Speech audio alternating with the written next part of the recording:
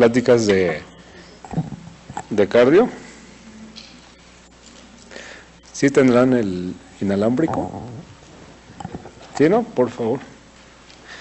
Bueno, vamos a ver uno de los temas más importantes, tanto para nosotros como cardiólogos, como el médico general y cualquier otra especialidad, que es lo de hipertensión. La hipertensión es una de las primeras causas por lo cual acude los pacientes a la consulta tanto de médico general, y en el caso de nosotros como cardiólogos es de las primeras causas por lo cual acude un paciente para el tratamiento de hipertensión. Obviamente, por el tipo de pacientes que nosotros vemos, son hipertensos, que son a veces resistentes ya al tratamiento. Son pacientes que normalmente ya tienen como manejo hasta 3, 4 antihipertensivos, y a pesar de eso siguen con una hipertensión difícil de control. ¿Sí?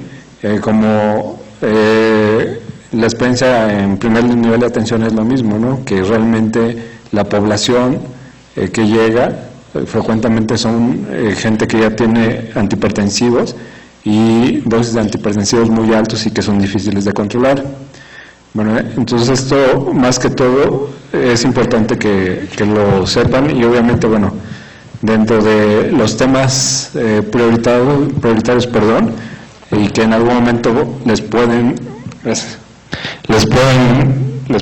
preguntar, es este tema de hipertensión.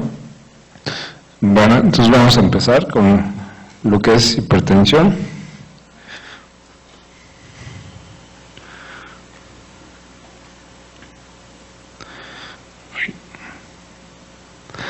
Bueno, entonces aquí vamos a ver algo de epidemiología.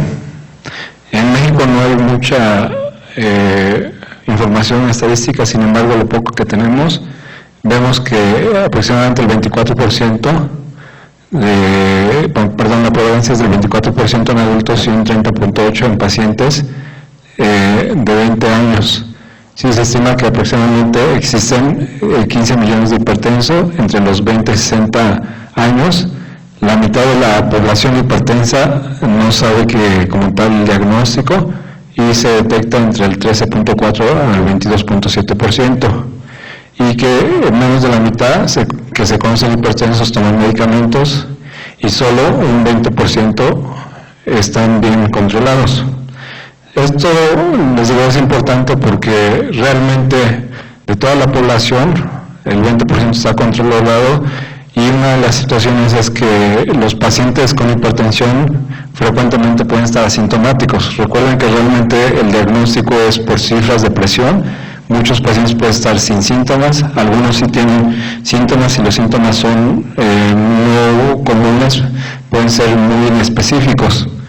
Bueno, la clasificación de la hipertensión la vamos a tener como hipertensión primaria, que es el 95%, primaria idiopática, y secundaria, un 5%.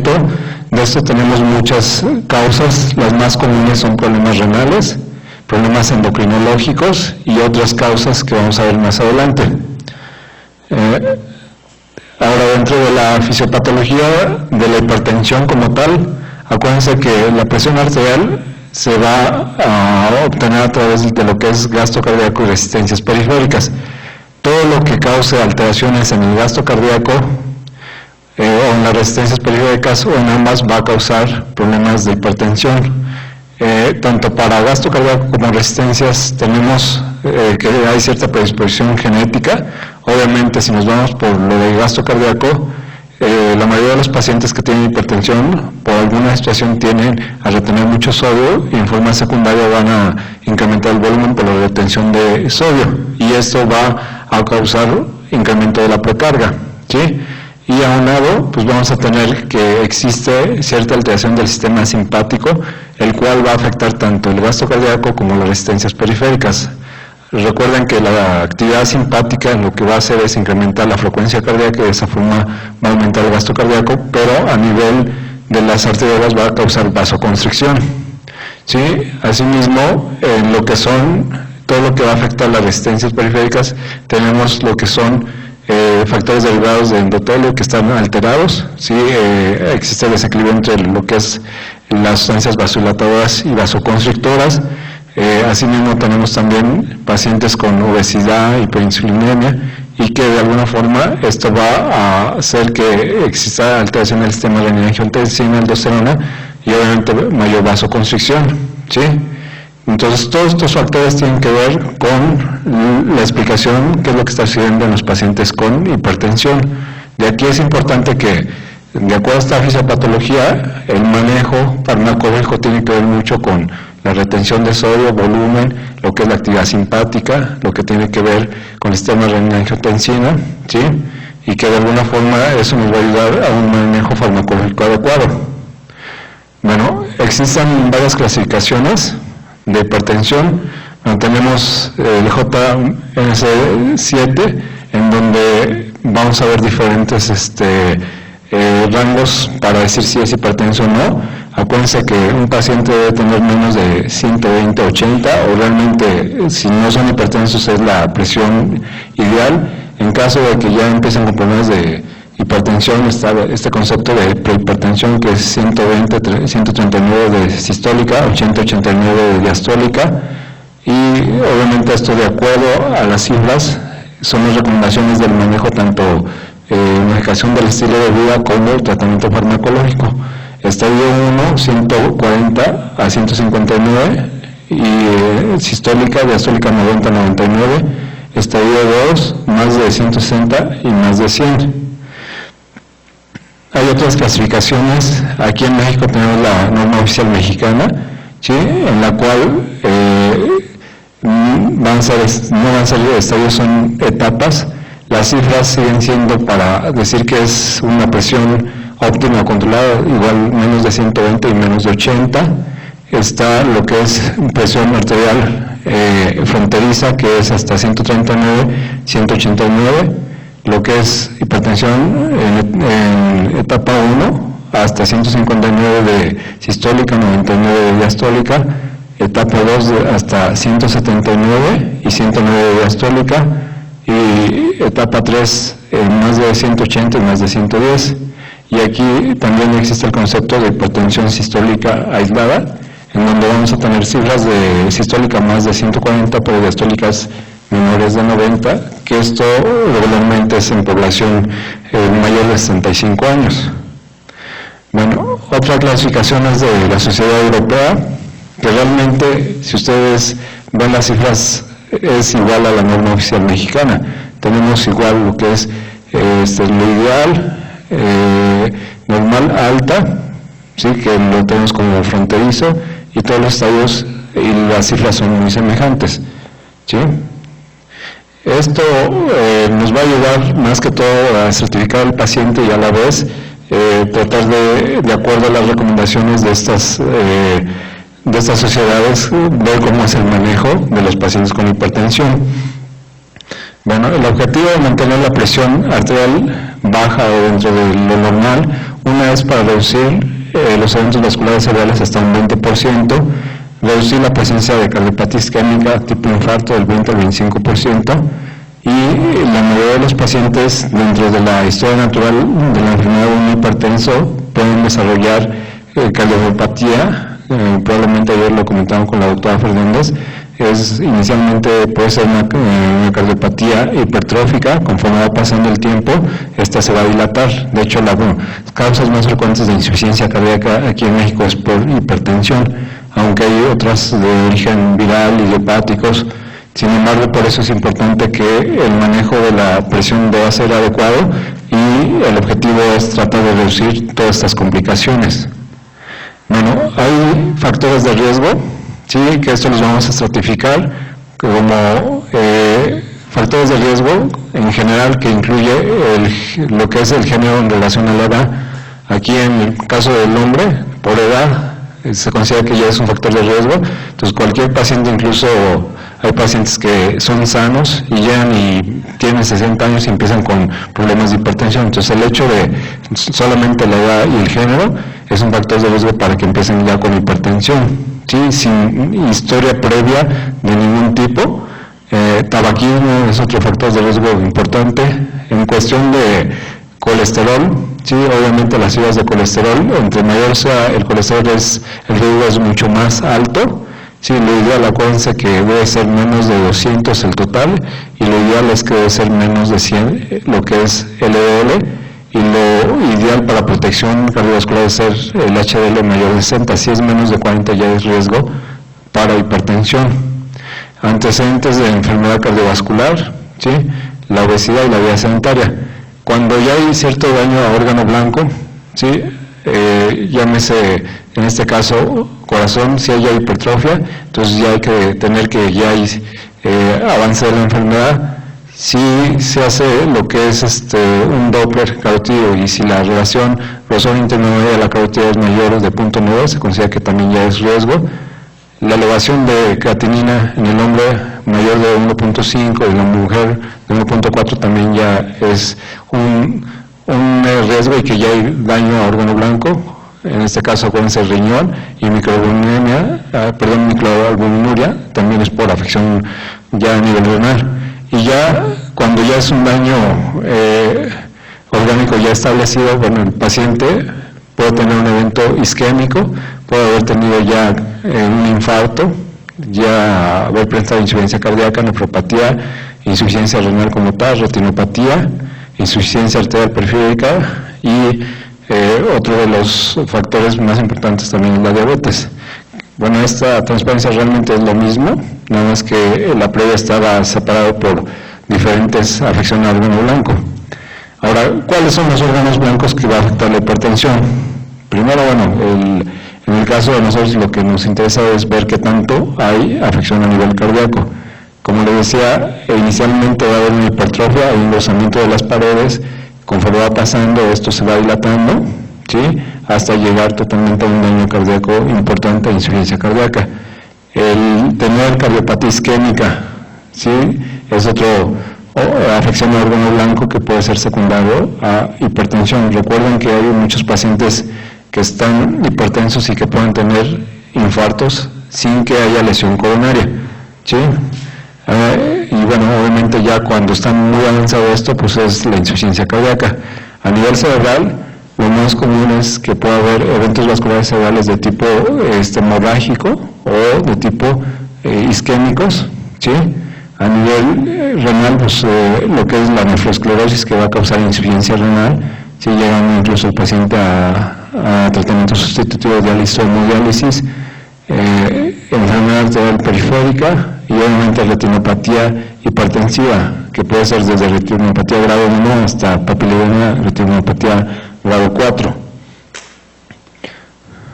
Bueno, eso nada más es para recordar cuál es lo ideal para cómo tomar la presión arterial. Acuérdense que el método que frecuentemente utilizamos es el auscultatorio.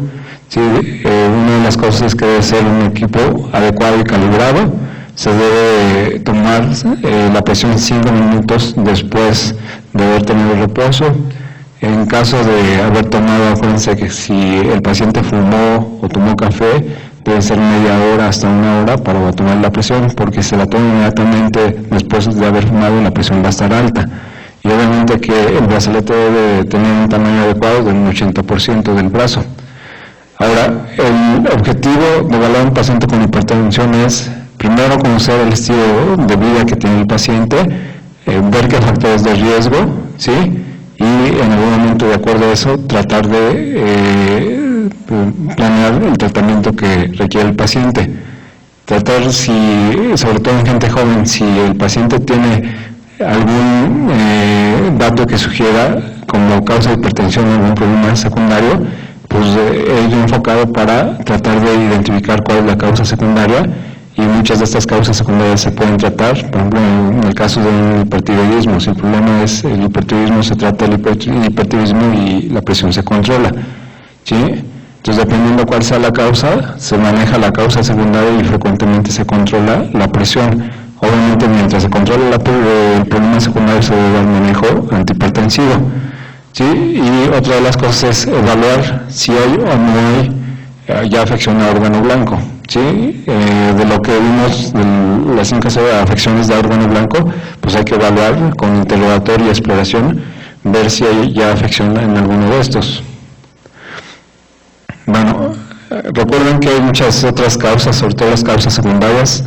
Habíamos comentado algunas endocrinológicas, algunas congénitas, por ejemplo la coartación de la aorta, ¿sí? Es una de las enfermedades, sobre todo en gente joven, que hay que sospecharlo. Incluso hay recién nacidos que ya tienen coartación y que pueden tener este problema. Hay que hacer el diagnóstico y el manejo, que realmente el manejo, si es recién nacido, pues por cateterismo, si es ya mayor, pues es quirúrgico, y una vez que se quite la coartación, como causa de hipertensión, obviamente se va a controlar y ya no requiere medicamento antihipertensivo. Entonces, realmente son muchas causas que pueden causar problemas de hipertensión. Ahora, ¿qué vamos a solicitar como estudios de laboratorio y de gabinete básicos? Bueno, desde lo que es dependiendo de la causa que se sospeche, pero en general puede ser una química sanguínea, ¿sí? Para ver cómo está el colesterol, triglicéridos, cómo está la glucosa, cómo está la urea, cómo está la creatinina, electrolitos séricos, para tratar de identificar si hay alguna causa secundaria, ¿sí? Y les digo, va a depender mucho de cuál es la causa. Si yo sospecho de un problema tiroideo, bueno, hay que pedir perfil tiroideo. Si sospecho de un problema de Cushing, hay que solicitar cortisol, ¿sí? Si sospecho de un problema de paratiroides, bueno, igual calcio, lo que es para autohormona. Entonces, dependiendo cuál es la causa que uno sospeche. Pero en general es solicitar estos estudios y a la vez nos va a ayudar para determinar si hay afección a órgano blanco. Acuérdense que, por ejemplo, si yo solicito un general de orina y sale proteinuria, obviamente pues me está indicando que ya hay afección renal, ¿sí? Si yo solicito un potasio y es muy bajo, puedo sospechar de un aldosteronismo, ¿sí? Entonces, dependiendo cuál sea la causa secundaria, van a haber las alteraciones. Ahora, lo básico en gabinete es solicitar un electrocardiograma, que es lo que nos va a ayudar el electrocardiograma, lo que habíamos comentado en la plática previa, crecimientos o problemas de isquemia, que pueden ser como dato de repercusión al órgano blanco, una radiografía de tórax, en el cual vamos a determinar también si existe cardiomegalia, qué tanto de cardiomegalia, y de acuerdo a eso, bueno, ver si ya hay afección al corazón como tal. Bueno, son imágenes de eco. Creo que ayer con la doctora Fernández vieron bastante imágenes de eco. Bueno, están engrosadas las paredes. Sí, aquí vemos una imagen de movimiento igual, el grosor de las paredes es una hipertrofia concéntrica que es por hipertensión, ¿sí? Aquí se ve todavía más el septum muy engrosado, ¿sí? Bueno, el manejo para hipertensión, bueno, existen muchas guías de manejo, ¿sí?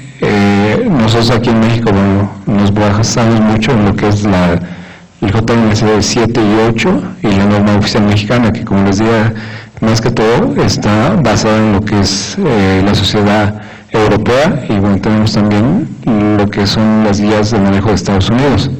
Realmente todas son muy semejantes, algunas el enfoque es tratar de manejar lo que es modificación del estilo de vida, el inicio de algunos medicamentos que en general todos recomiendan el uso de metabloqueadores y diuréticos como primera línea. Ahora, con lo que habíamos comentado de ver factores de riesgo, tenemos que estratificar al paciente de acuerdo a las cifras de presión y de acuerdo a las diferentes afección a órgano blanco y factores de riesgo, vamos a estratificar al paciente. Si yo tengo un paciente que realmente es con un estadio 1, ¿sí? Y que el paciente está asintomático, de acuerdo a esto, sabes, lo que se recomienda es solamente pura vigilancia, modificación del estilo de vida y estarlo vigilando por 6 meses.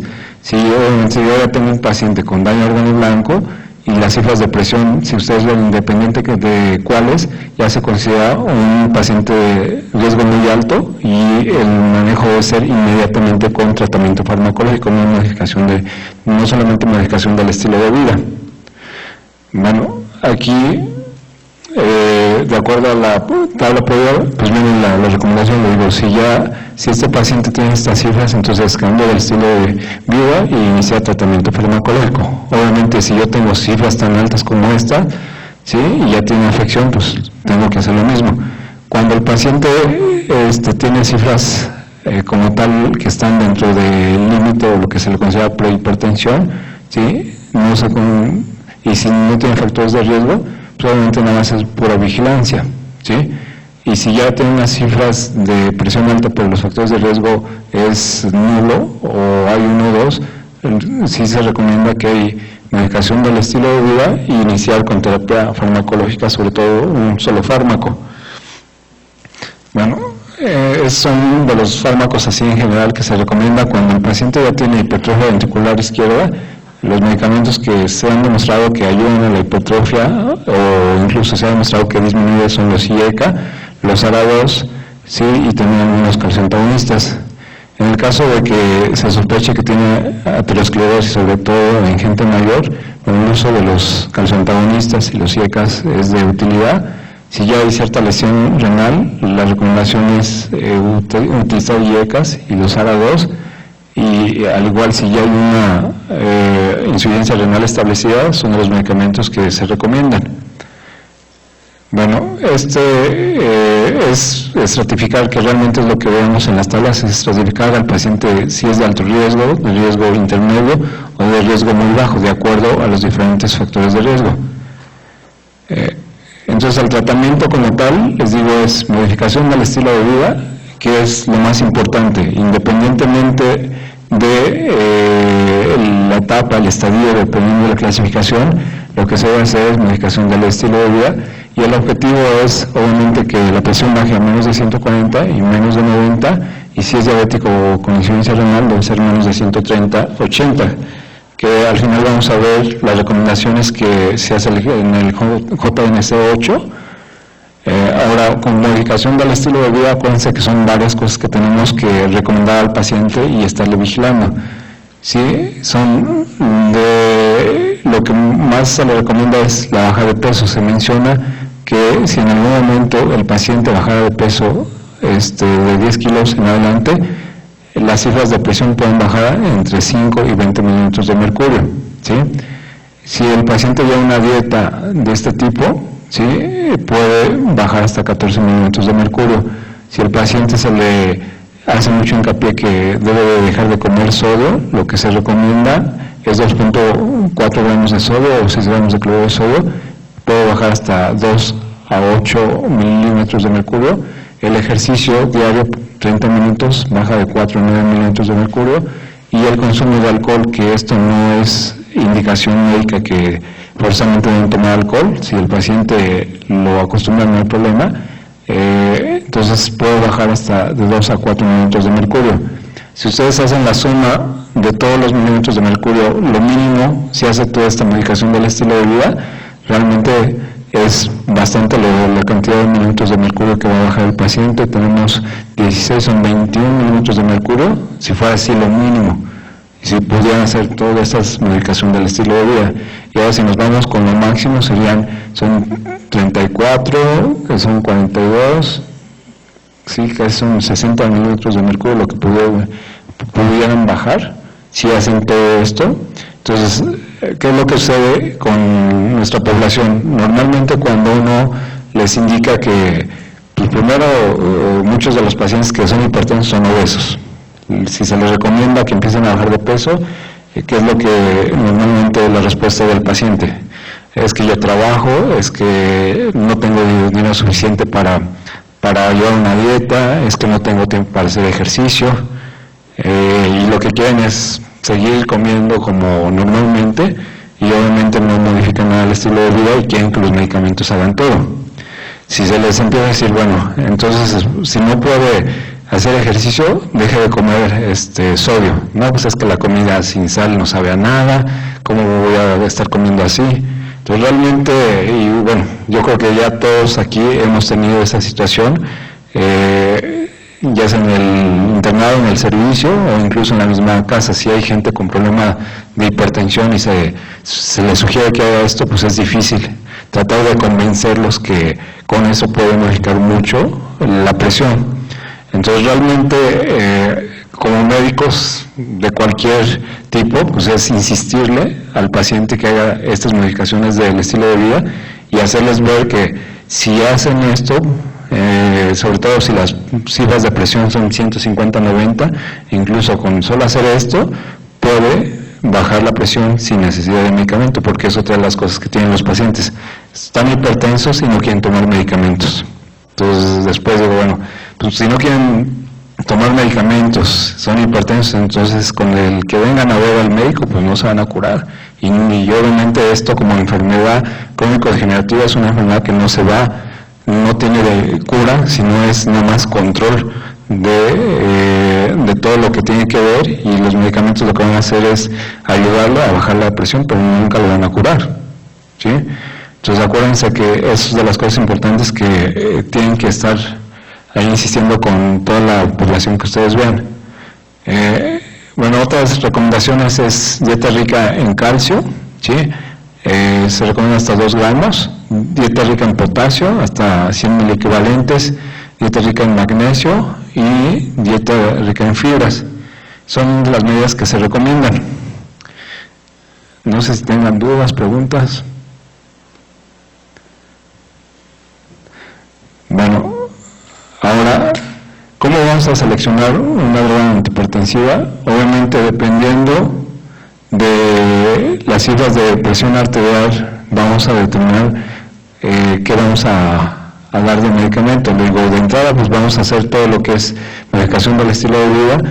Si el paciente está en un estadio 1, pues se recomienda iniciar con un solo fármaco. Los fármacos que se recomiendan son los diuréticos, ¿sí? Sobre todo los tiacídicos, ¿sí? Ya sea hidroclorotiazida, clotridona, o si en un momento el paciente tiene muy incrementada la actividad simpática, hay que darle beta-bloqueador. Entonces, el tratamiento, acuérdense que es individualizado, ¿sí? No podemos decir, a ver, le voy a dar primero este medicamento, si no me funciona le doy el siguiente. Entonces, tienen ustedes que individualizar el paciente de acuerdo a las características, hay que dar el tratamiento, ¿sí? Ejemplos pueden ser gente joven, en donde su actividad simpática está muy incrementada. ¿Cómo vamos a ver eso? Bueno, pues solo el hecho de hacer una exploración física adecuada. Si el paciente tiene frecuencia cardíaca en reposo de 90 o más de 90 y con cifras de presión muy alta, pues con eso estamos infiriendo que la actividad simpática está muy incrementada. Y si yo doy un medicamento que baje la actividad simpática, obviamente le va a ir muy bien al paciente. Entonces doy un beta bloqueador que le baje la frecuencia cardíaca y a la vez esto va a causar vasodilatación y va a mejorar mucho las cifras de presión y el paciente se va a sentir muy bien.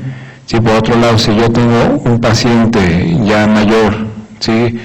Que tiene cifras de hipertensión, sobre todo hipertensión sistólica, el uso de calciantagonistas también es muy bueno. Entonces va a depender de cada paciente qué es lo que voy a utilizar de medicamentos. Ahora, si el paciente tiene ya un estadio más avanzado, con cifras más avanzadas, obviamente sí es recomendable usar 2 drogas. Estas pueden ser en forma separada. Comercialmente vienen medicamentos combinados, ¿sí? Las combinaciones pueden ser un IECA con diurético, puede ser una 2 con diurético, que son normalmente las combinaciones más frecuentes, un beta-bloqueador con diurético, aunque hay otras combinaciones, por ejemplo un beta-bloqueador con un calciantagonista, o incluso hay ARA2 con calciantagonistas y diuréticos, que son ya, sobre todo para cifras de presiones muy altas y que son difíciles de manejar.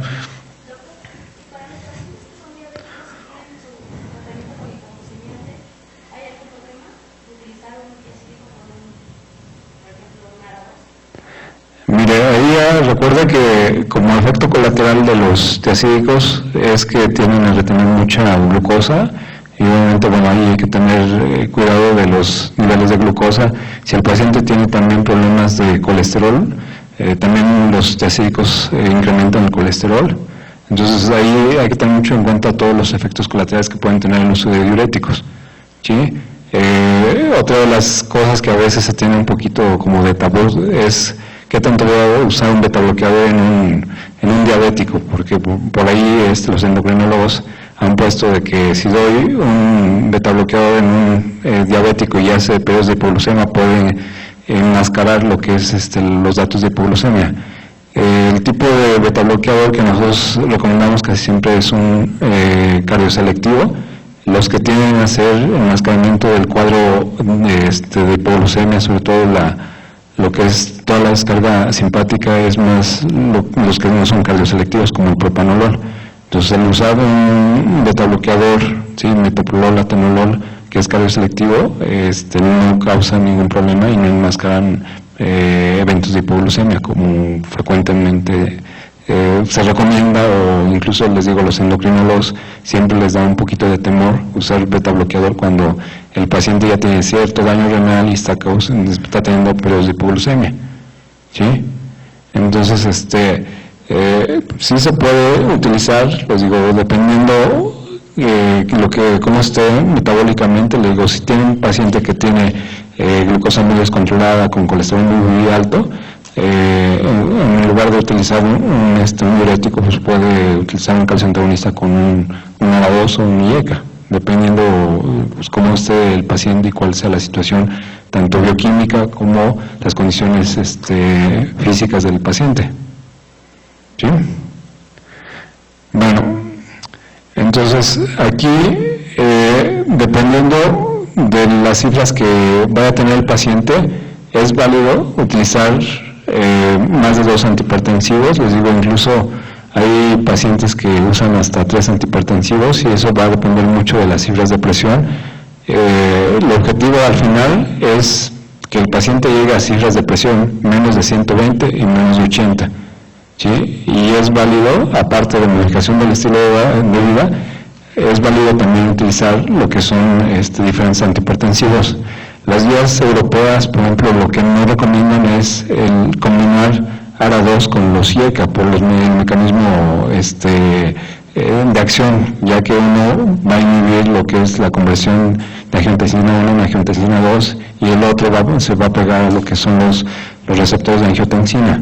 Entonces ellos no recomiendan esa, es la única combinación que no recomiendan, ¿sí? Sin embargo, hay otros lugares que comentan que sí se puede, porque probablemente hay otro lugar que se esté produciendo lo que es angiotensina 2 y que no bloquee del todo los IECA, y que lo argumentan que el usar dosis pequeñas de ARA2 puede potencializar el efecto de los IECAs y sí les puede funcionar. En la práctica clínica, en ocasiones yo los he utilizado y sí dan buen resultado. Obviamente son pocos los pacientes que al menos en mi experiencia he utilizado esa combinación, sobre todo aquellos pacientes que son cifras muy altas y que ya tienen prácticamente todos los antihipertensivos. A veces sí es necesario utilizar este tipo de medicamentos, o incluso irse a medicamentos antiguos que actualmente existen pero ya no son de uso frecuente. Bueno, aquí tenemos algunas situaciones especiales. Acuérdense, paciente con hipertensión, con cardiopatía isquémica.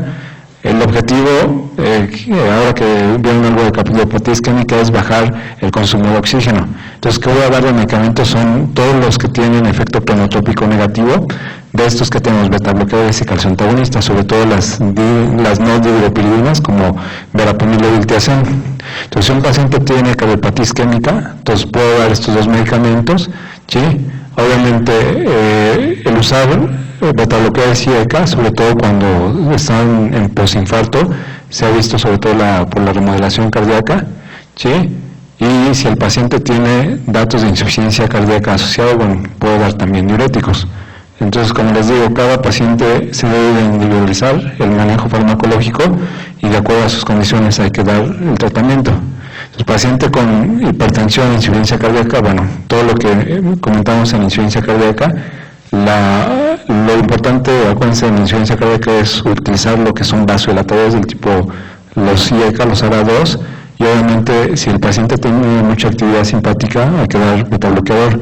Aquí hay que tener mucho cuidado, sobre todo cuando el paciente está manejando frecuencias cardíacas menos de 60, entonces sí hay que tener cuidado, porque el usar un medicamento que va a disminuir la frecuencia cardíaca puede provocar incluso que el paciente tenga síncopes o bloqueos AV completos, ¿sí?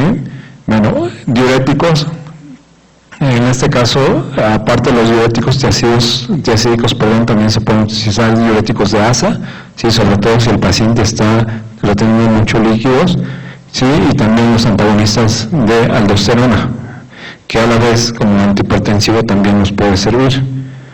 En pacientes diabéticos, que lo que comentábamos, ¿sí?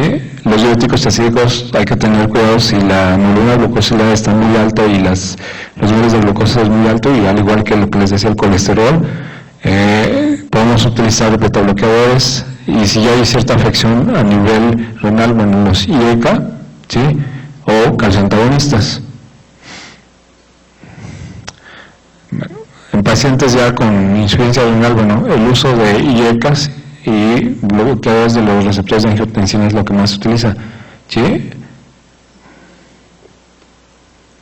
Y uno de los conceptos que frecuentemente, que esto también es muy común, el manejar pacientes ancianos, por la fisiopatología de la hipertensión en el anciano, tiene que ver mucho con lo que es la aterosclerosis y en el momento las resistencias de las arteriolas. Entonces aquí lo ideal es usar calcioantagonistas que relajen el músculo liso para ayudar que baje lo que es la presión, y se ha visto que también el usar diuréticos a dosis pequeñas, modificando la volemia, hace que la presión se controle más fácilmente. Acuérdense que en la actualidad el tener la presión alta es un mal pronóstico, sobre todo en los pacientes ancianos cuando tienen hipertensión sistólica aislada. El riesgo de un evento vascular cerebral es muy alto, ¿sí? Antiguamente se mencionaba que después de los 60 años la presión iba subiendo a 10 milímetros de mercurio y se considera como normal, ¿sí? Entonces, si tenía 90 años, el tener 170, 180 era normal y no pasaba nada. Sin embargo, posteriormente en los estudios grandes vieron que el paciente que se dejaba con esas cifras altas de presión arterial fallecía por eventos vasculares cerebrales. De ahí que en Estados Unidos las cifras de presión arterial se consideran que deben ser menos de 140, ¿sí? Incluso 120, independientemente el paciente pueda tener 90 años o tenga 20 años, para evitar que tengan eventos vasculares cerebrales. Bueno, el uso de otros medicamentos, les digo que estos existen, sin embargo, por moda o porque están saliendo más medicamentos más modernos, ya no se usan frecuentemente. Por ejemplo, tenemos la alfa-metil-dopa. Recuerden que en la actualidad la alfa-metil-dopa, indicaciones pues es realmente embarazo, al igual que la hidralacina. Sin embargo, se puede utilizar, ¿sí? Hay veces que los pacientes, a pesar de todos los nuevos medicamentos y muy sofisticados que pueden ser, a veces responden muy bien con medicamentos de este tipo. El minoxidil, por ahí es difícil de conseguirlo, sin embargo, es un buen medicamento, y que hay pacientes con hipertensión muy difíciles de controlar, que a veces utilizando estos medicamentos mejoran. Realmente en la actualidad el uso, por ejemplo, de Plazocin en pacientes con insuficiencia renal es muy común utilizar, y utilizan dosis altas, a veces son hasta 16 miligramos, 20 miligramos al día, sí mejoran, ¿sí? Sin embargo, bueno, tienen sus efectos colaterales, como es la hipotensión ortostática o cuando se empieza a utilizar. La reserpina realmente en la actualidad no tiene mucha utilidad, ¿sí? Aunque existen todavía compuestos de reserpina comercialmente, y hay gente que todavía los utiliza, pero no es lo más común. La hidralacina, hay pacientes que no necesariamente están embarazadas y las siguen utilizando. Acuérdense que aquí los efectos colaterales que pueden tener, la aparición de lo que es el lupus-like, ¿sí? Como efecto secundario existe, al igual que la alfa-metil-dopa, se ha encontrado la fuerte asociación con hepatocarcinoma. Entonces hay pacientes, sobre todo mujeres que tienen ya 40 años con alfa-metil-dopa, que les ha funcionado siempre. Sin embargo, muchas de ellas ya han tenido problemas de sea hepático. Entonces sí hay que tener mucho cuidado con que existen estos medicamentos, se utilizan, pero sí hay que tener cuidado cuál sería la indicación ideal de cada uno de los medicamentos. Bueno, hay dos conceptos que también son importantes, que debemos tener en cuenta lo que es una emergencia hipertensiva y una urgencia hipertensiva. Acuérdense que una emergencia hipertensiva es aquella que ya tiene daño a órgano blanco. ¿Eso qué quiere decir? Si el paciente llega con, por ejemplo, un infarto por un descontrol hipertensivo, se debe hospitalizar. Si el paciente llega con un evento vascular cerebral, se debe hospitalizar. Si el paciente tiene una disección aórtica, se debe hospitalizar. Si el paciente hizo una hemorragia retiniana por descontrol hipertensivo, se debe hospitalizar. Hay pacientes que llegan con insuficiencia renal aguda por la presión tan alta. Entonces son pacientes que esos no se pueden esperar, se tienen que hospitalizar y se deben de utilizar medicamentos IV. ¿Sí? Medicamentos IV que se pueden utilizar, ¿sí? Lo más común para este tipo de pacientes es nitroprusiato, los nitratos, ¿sí? Se pueden utilizar. Obviamente aquí hay sus indicaciones, a veces es difícil conseguir nitroprusiato, a veces se les puede poner un poco de nitroglicerina, ¿sí? Lo ideal es utilizar betabloqueadores IV. Aquí en México solamente hay esmolol, que es de acción ultra rápida, a veces se utiliza en bolos y posteriormente en dosis de mantenimiento. Lo ideal es que tuviéramos lo que es atenolol, metoprolol IV, pero aquí en México no existe. Sí, entonces lo ideal es utilizar medicamentos IV para tratar de bajar la presión. Ahora, cuando nos enfrentamos a una urgencia hipertensiva, que esto es muy común, son pacientes que llegan con cifras de 200, 110, pero el paciente está asintomático. ¿Sí? Entonces eso no es indicación de que yo lo hospitalice y que le dé medicamentos para tratar de bajar la presión a 120-80. Lo que podemos hacer es modificar su esquema de tratamiento. ¿Sí? El paciente puede estar ambulatorio y estar vigilando en forma ambulatoria la presión.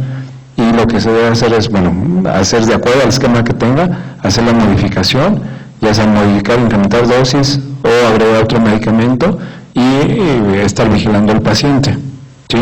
Entonces acuérdense que no se asusten que si llegan con esas cifras, al menos que tengan alguna repercusión a órgano blanco, entonces ahí sí hay que mandarlo al hospital o hospitalizarlo y manejar el problema como tal, y si es necesario bajar las cifras de presión lo más rápido que se pueda. Pero si es un paciente ambulatorio asintomático, a pesar de las cifras tan altas que tengan, solamente hay que modificar el manejo y estarlo vigilando. Bueno, de las recomendaciones que hace el JNS 8, realmente es algo muy parecido a lo que hemos visto del JNS 7. Aquí lo único que dicen que, por ejemplo, en población de 60 años, ¿sí?, lo ideal es que la presión debe ser menos de 150, la sistólica de menos de 90, la diastólica, ¿sí? Y se debe de iniciar inmediatamente el tratamiento para tratar de bajar la presión diastólica menos de 90, ¿sí?, al igual que la sistólica a menos de 140. En lo que son pacientes con enfermedad renal, igual si las presiones están en la sistólica más de 140 y la diastólica más de 90, pues lo ideal es que bajen en menos de 140 y menos de 90. ¿Sí? En el caso de los diabéticos, igual la misma recomendación, hay que bajar la presión sistólica a menos de 140 y la diastólica a menos de 90. ¿Sí? Y bueno, aquí hacen una excepción en Estados Unidos por tener este tipo de población afroamericana. Se dice que si no es descendiente de esto, se debe de iniciar manejo con diuréticos tiazídicos, betabloqueadores y ECA y los inhibidores de los receptores de angiotensina. Y en el caso de que la población que se va a tratar sea de descendencia afroamericana, incluyendo los diabéticos, sí deben de incluirse los diuréticos tiazídicos. Hay estudios que este tipo de población y este tipo de raza son muy fáciles de manejar o son muy sensibles al uso de diuréticos, ¿sí?, por ciertas características genéticas que tienen. Ahora, en pacientes con insuficiencia renal, ¿sí?, el tratamiento inicial debe incluir IECAS y los ARA2 que ya hemos comentado previamente, ¿sí?, y que el objetivo en este tipo de pacientes pues igual es tratar de bajar la presión a cifras normales, ¿sí?, y que esto debe de estarse evaluando frecuentemente para que las cifras se alcancen lo más pronto posible para evitar daño a órgano blanco. En relación a hipertensión, eso sería todo. No sé si tengan alguna pregunta, comentario. Realmente el tema es interesante, lo digo, todos de alguna forma hemos manejado los pacientes hipertensos, pero al final cada uno decide cómo hacer el manejo. Sin embargo, sí hay ciertas recomendaciones que se deben de hacer y